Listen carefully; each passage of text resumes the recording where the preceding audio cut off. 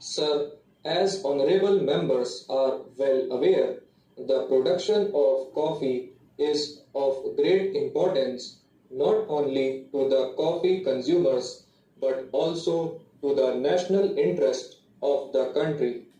It is a fact that not only the internal consumption of coffee has increased, but also Indian coffee is loved for its quality in outside countries.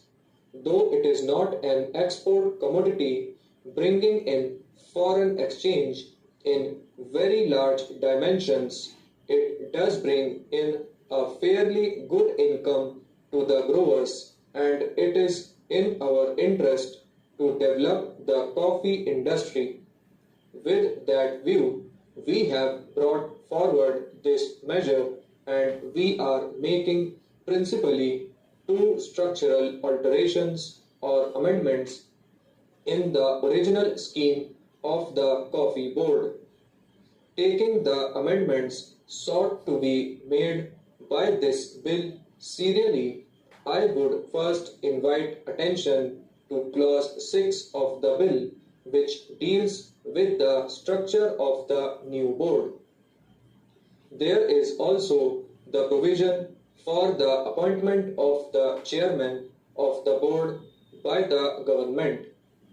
This has been the subject matter of some controversy, as honorable members are quite aware, and I would like to deal with that matter quite briefly. I shall also be happy to give my reactions to such observations as may be made during the course of the debate. It has been considered in certain quarters that government in introducing this amendment is trying to do something unjust to the growers. Firstly, the original act contained a provision for the election of the growers' organizations by panels. That was the understanding underlying the amending bill. This is one sore point, and I might start with that observation from now.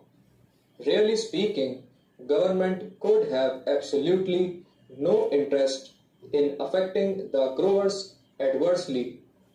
We cannot kill the goose that lays the golden egg. If we kill the industry, no one could hope to have a development in this industry.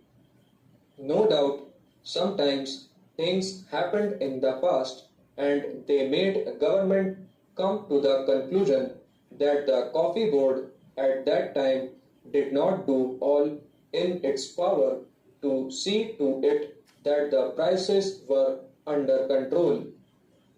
We have to strike a sort of golden mean. It is not that only the growers' interests are supreme, but I am quite sure that whereas the growers' interests have to be important, the interests of the consumers have also to be taken into account.